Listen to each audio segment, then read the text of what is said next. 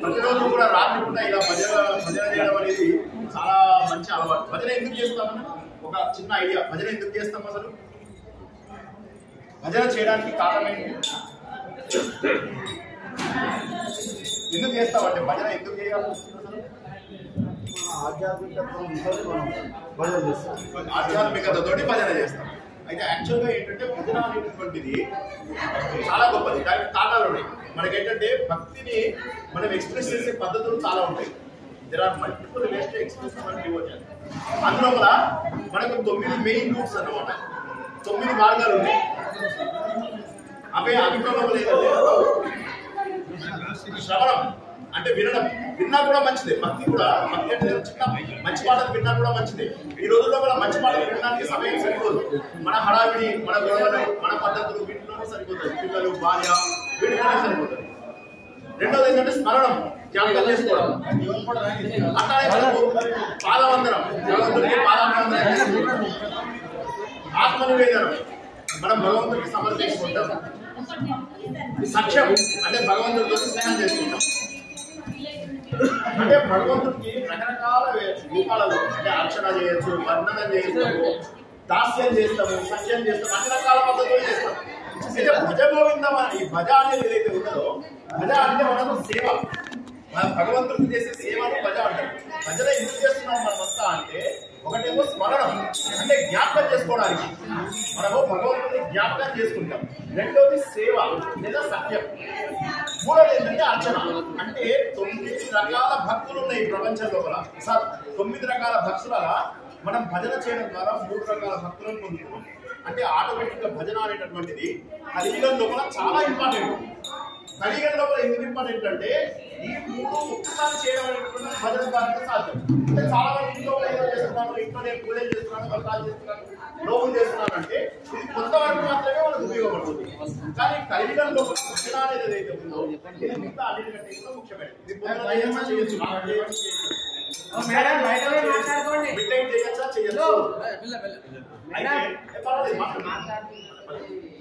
అయితే ఏ సమయంలో చేయొచ్చు, ఏ సమయంలో అయినా కూడా భజన అనేది చేయొచ్చు. భజనకు ఒక ప్రత్యేకమైనటువంటి మైక్ ఇచ్చడం లేదా, ఇది అవసరం లేదు, మైక్ అవసరం లేదు.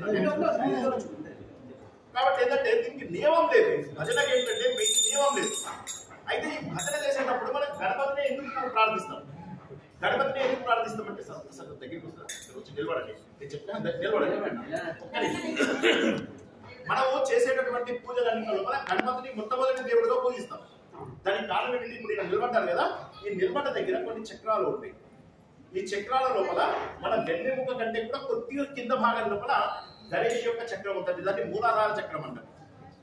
మూలాధారం నుంచి మెల్లగా స్వాధిష్టానం, మణిపూరకం, అనాహత, విశుద్ధి, ఆజ్ఞ, సహస్రారం. మీరు ఏ పని చేసినా అవి యాక్టివేట్ అవుతాయి. అవి యాక్టివేట్ అవుతున్నా కొద్ది అంటే మీరు దేవుని పూజ చేసినా సరే, లేకపోతే సేవ చేసినా సరే, లేకపోతే మీరు జ్ఞానయోగంలోకి వెళ్ళినా సరే, టెంపుల్స్కి వెళ్ళినా సరే, తీర్థయాత్రలకు వెళ్ళినా సరే, ఎక్కడికి వెళ్ళినా సరే, ఇక్కడ ఉన్న పాపాలన్నీ క్లీన్ అవుతూ ఉంటాయి అన్నమాట. ఇప్పుడు కొంతమందికి దగ్గు వస్తుంది బాగా, అంటే వాళ్ళ పూర్వజన్మలో ఇక్కడ ఎక్కువ రోగాలు ఉన్నట్టు లెక్క. కొంతమందికి తలకాయ నొప్పులు వస్తూ ఉంటాయి, వాళ్ళకి ఇక్కడ రోగాలు ఎక్కువ ఉంటాయి. కొంతమంది పుట్టడంతో హార్ట్ ప్రాబ్లం, ఇక్కడ ఉన్న చక్రంలో ప్రాబ్లం ఉంది అని లెక్క అనమాట. ఇప్పుడు సాల్ట్ నేను చూపించినటువంటి చక్రాలు ఏవైతే ఉన్నాయో ఆ చక్రాల లోపల కదలిక వస్తుంది కానీ అది రాదు. ఇదేంటి సైంటిఫికల్ proven? yes, it is scientifically proven because in Europe they use this particular method to understand and diagnose and provide the treatment. That Pillion cameras అని అంటారు. కూర్చోండి. Thank you. ఆ పిల్లియన్ కెమెరాస్ లోపల ఏమవుతుందంటే ఒక మనిషికి ఇట్లా ఫోటో తీస్తే, ఇది యూరోప్ లో చేస్తారు. అన్ఫార్చునేట్లీ మన దగ్గర కనిపెట్టిన మెథడ్ యూరోప్ లో చేస్తారు. వాళ్ళు ఇలా ఫోటో తీస్తే ఆ ఫోటోలో ఇట్లా ఆవరించుకున్న ఒక శరీరం వస్తుంది. అందులో ఇప్పుడు నేను చెప్పినటువంటి చక్రాలు ఎక్కడెక్కడ మేజర్ ఇన్ఫెక్షన్స్ ఉన్నాయో తెలుస్తుంది. మా డాక్టర్ గారు ఇక్కడే ఉన్నారు. మనకు ఉన్నటువంటి ఇన్ఫెక్షన్స్ లో 90% ఆఫ్ ద ఇన్ఫెక్షన్స్ ఇప్పటివరకు కూడా కనిపెట్టలేదు. ఏ బ్యాక్టీరియా వల్ల వస్తుంది, ఏ వైరస్ వల్ల వస్తుంది అని కనిపెట్టలేదు. అందుకని వాళ్ళు ఏం చేస్తారంటే ఈ ఫోటో తీసి క్లియర్ కెమెరాతోని తీసి ఎక్కడెక్కడ ఇన్ఫెక్షన్ ఉందని క్లీన్ చేస్తారు. ఇవన్నీ కావాలి అంటే ఫస్ట్ మీకు ఇందాక చెప్పే కదా మూలాధారం సాగు ఎందుకంటే కూడా కింద ఉన్న భాగంలో మూలాధారం ఉంటుంది. ఆ మూలాధారం గణేష్, ఆ గణేష్ని మీరు అంతా కూడా భజన చేస్తున్నారు. భజ అంటే మళ్ళీ చెప్తున్నాను, భజన అంటే మీనింగ్ ఏంటంటే ఇందాక చెప్పాను 9 రకాల భక్తులు ఉన్నాయి ప్రపంచంలో. స్మరణం, కీర్తనం, శ్రవణం, పాదసేవనం, అర్చనం, వందనం, దాస్యం, సఖ్యం, ఆత్మ నివేదనం. ఈ 9 పద్ధతుల లోపల భజన అనే ఒక్క భజన మాత్రమే ఏ సమయంలో అయినా చేయొచ్చు, చెప్పనివ్వండి. నంబర్ 2 ఏంటంటే ఇది మీకు స్మరణానికి, సేవకు, తర్వాత ఆరాధనకు, అర్చన అంటారు. ఈ మూడింటికి సమానం. కాబట్టి భజన అనేటటువంటిది మీకు ఎంత గొప్పదంటే మీకు ముందు ఆ చక్రం యాక్టివేట్ అవుతుంది. ఆ చక్రానికి మూలము గణేష్ దగ్గర చేస్తున్నారు. మూలాధార చక్రం యాక్టివేట్ అయింది అంటే మీకు భజన యొక్క ఫలితం వచ్చి తీరుతుంది. అందులో ఈ సమయంలో చేయడం చాలా మంచిది. మొదటి. రెండవది ఏంటంటే సత్సంగం. అంటే సామాజికంగా మనకు చాలా బాగా ఉపయోగపడుతుంది. గణేష్ పండుగ ఎందుకు పెట్టారో అందరికీ తెలుసు అనుకుంటారు కదా. ఎవరు పెట్టారు? బాలగంగాధర పెట్టారు. ఆయన ఏంటంటే ఆ రోజు లోపల అందరినీ కూడా ఈ సమయం లోపల అందరినీ ఒక దగ్గర చేర్చాలి అనేటటువంటి మహోన్నతమైనటువంటి ఉద్దేశంతో ఆయన ఏం చేశారంటే ఇది పెట్టారనమాట. అంటే సామాజికంగా కూడా ఇది ఉపయోగపడుతుంది. ఒకటేమో మన లోపల ఈ క్లీనింగ్ అవ్వాలి. ఇది క్లీన్ అవుతూ ఉంటుంది, ఇట్లా మెల్లమెల్లగా క్లీన్ అవుతూ ఉంటుంది. కొన్ని జన్మలు పడుతుంది, కానీ ఈ భజన చేసే వాళ్ళకి ఫాస్ట్ గా పైకి కదులుతుంది అనమాట. నంబర్ 1. నంబర్ 2 ఏం చెప్తున్నాను, సామాజికంగా చాలా చక్కటి సత్సంగం. మీ మైండ్, మీ మెంటాలిటీ ఉన్న వాళ్ళే ఇక్కడ ఉంటారు. భజన ఇష్టం లేని వాడు ఇక్కడ కూర్చోడు, కబుర్లు చెప్పుకుంటూ వెళ్ళిపోతూ ఉంటారు. కాబట్టి it is extremely important to have similar kind of mind set ఉన్నటువంటి జనాలు. అందుకోసం ఇది రెండవది. మూడోది అన్నింటికంటే గొప్పది ఉంది. దాన్ని ఏమంటారంటే భగవంతుడితో యోగము అంటారు. భగవంతుడితో కలయిక. భగవంతుడితో కలయిక మామూలుగా సాధ్యం కాదు. భగవంతుడితో కలయిక కావాలి అంటే మీరు భగవంతుడు, ప్రపంచం అంతా కూడా ఒకటే శక్తి ఉంది, దాన్ని యూనివర్సల్ ఎనర్జీ అంటారు. దాన్నే దేవుడు అంటాం మనం. వేదాల లోపల ఒక్కొక్క దేవుడు ఎవరు లేరు. వేదాలలో చెప్పింది ఒక గణేష్ గురించే చెప్పారు. గణపతి వామహే, అందులో మనం మాత్రమే గణపతి గురించే చెప్పారు. ఇంద్రుడు, అగ్ని వీళ్ళందరి తర్వాత చెప్పారు. కానీ మనకు విష్ణుమూర్తి, శివుడు వీళ్ళందరి తర్వాత కూడా లాస్ట్ లో వస్తారు. మొదట్లో చెప్పినటువంటి దేవుళ్ళలో గణపతి ముందు వచ్చారు. సో ఆ రకంగా కూడా మీరు అదృష్టపడతారు. ఇంకోటి, గణపతి ముందు మీరు భజన చేయడం ద్వారా ఇంకొక విషయం తెలుసుకుంటారు. ఏంటంటే పెద్ద తలకాయ. పెద్ద తలకాయ అంటే ఎక్కువ బుద్ధి కావాలి మనకు, ఆలోచించగలిగే శక్తి నీకు దేవుడా నాకు అని చెప్పుకోవడం. చెవులు పెద్దగా ఉన్నాయి అంటే శ్రద్ధగా విను, ఎన్ని డిస్టర్బెన్సెస్ వచ్చినా సరే శ్రద్ధగా వినాలి అని చెప్పి. నోరు, ఎప్పుడు నోరు కంట్రోల్లో ఉంచుకోవాలి అని చెప్పి, చిన్న నోరు. కళ్ళు ఫోకస్డ్ గా ఉంది, ఎప్పుడు కూడా ప్రతి దాన్ని ఫోకస్డ్ గా చూడాలి అని చెప్పి గణపతి చెప్తున్నాడు. గణపతి యొక్క కొమ్ములు 2 ఉంటాయి. ఆ రెండింటిలో ఒకటి తెగిపోయి ఉంటుంది, ఒకటి మామూలు.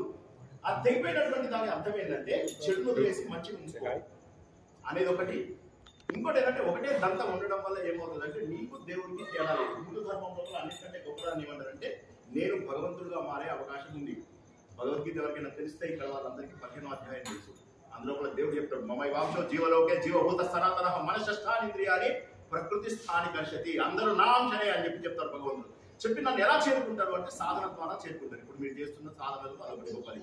ఆ సాధన ద్వారా మానవుడు మానవుడుగా, జీవుడు దేవుడుగా, నరుడు నారాయణుడుగా, పురుషుడు పురుషోత్తముడుగా మారేటటువంటి అవకాశం ఉన్నటువంటి ఒకే ఒక మార్గము. ఇది 9 రోజుల పాటు మీరు చేయడం అనేటటువంటిది సాధారణ విషయం కాదు. ఎందుకంటే మనకు భగవంతుడు చెప్పిన దాంట్లో ఎప్పుడు ఏడవకుండా ఆనందంగా ఉండాలి అని. మనం ఏంటంటే ప్రతిదానికి ఏడుస్తూ ఉంటాం. ఎందుకంటే ఫోకస్ ఉండదు. ఏ చిన్న శబ్దం వచ్చినా మనకు వెళ్ళిపోతుంది. దాన్ని మంకీ యాంగిల్ అని చెప్పేసి అంటారు. దాన్ని తప్పించుకోవడానికి ఆ ఫోకస్ కోసం భగవంతుడు ఏమంటాడంటే నువ్వు తొండం చూసావా భగవంతుడిని అంటాడు. ఆ తొండం ఎందుకు? శివుడికి ఏం వేరే తరగతి దొరకలేదా? ఏనుగు తొండమే పెట్టడానికి కారణం ఏంటి అంటే ఆ తొండంతో చిన్న సూది తీసుకోవచ్చు, పెద్ద వస్తువులను కూడా తీసుకోవచ్చు. ప్రతి విషయాన్ని నువ్వు గ్రహించేటటువంటి స్థాయికి చేరుకోవాలి అని చెప్పడమే గణేష్ యొక్క ముఖ్య ఉద్దేశం. సో గణపతి అనేటటువంటిది it's not a simple idol, it's a concept, it's a philosophy. అది మనం అర్థం చేసుకోవడానికి ప్రయత్నం చేయాలి. ఏం చేస్తున్నాము అనేది తెలిస్తే తప్ప మనం మిగతా ఏం చేయలేము. ఎందుకంటే చాలా మందికి అసలు మన మొదటి పుస్తకాలు ఏంటండి? వేదాలు. వేదాలు ఎవరు రాశారు? వేదాలు అపౌరుషేయాలు. ఎవరు రాయలేదు వేదాలు.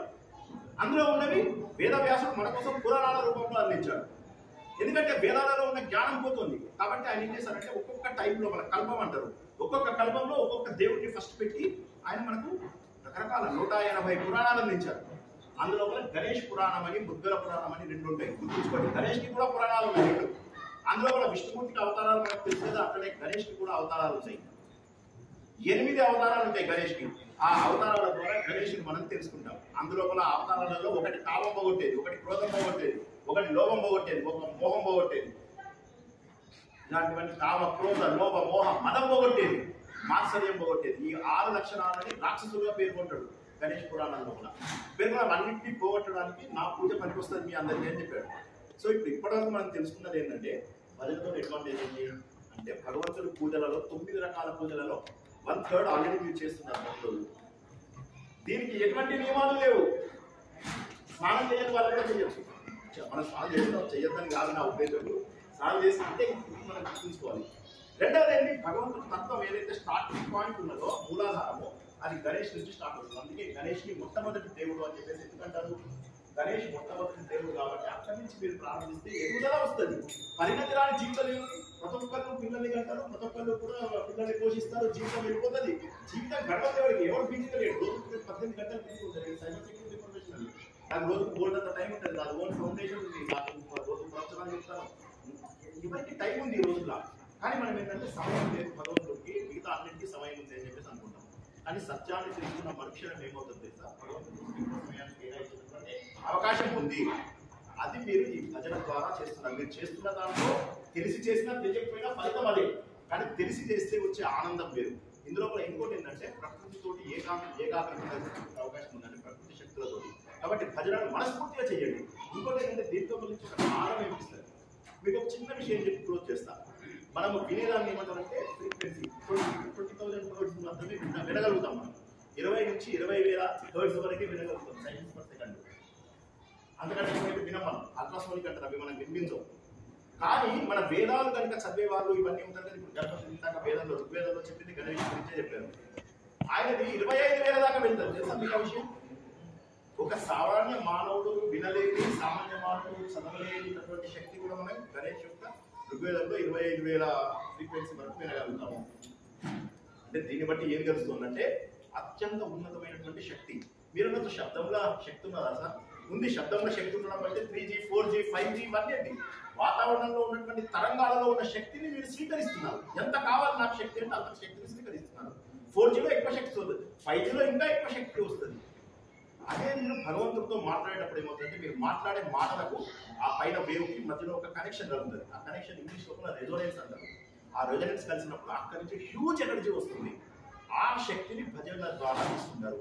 దీన్నే కనుక మనస్ఫూర్తిగా ఏకాగ్రతగా చేసినట్లయితే మన జీవితం మారిపోతుంది. అంటే శంకరాచార్య ఏమన్నారంటే ఒక ముసలాయన కూర్చొని ఎంతసేపు వ్యాకరణ మంత్రాలు చదువుకుంటే వచ్చి ఇవన్నీ మానేసే నువ్వు.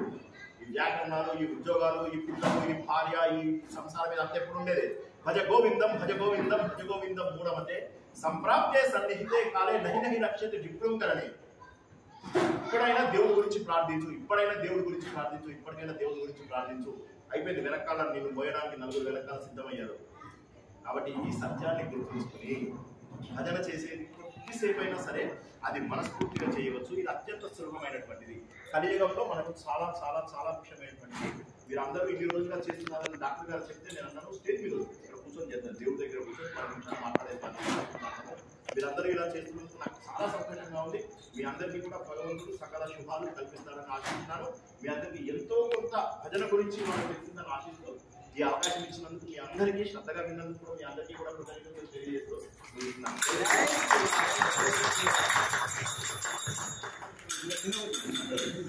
డాక్టర్ గారు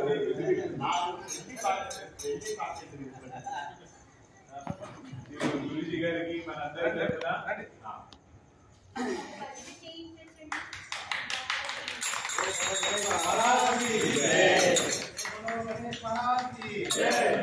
చాలా మంచి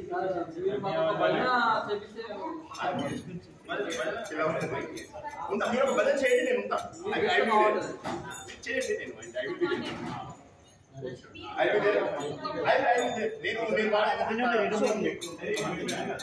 మీరు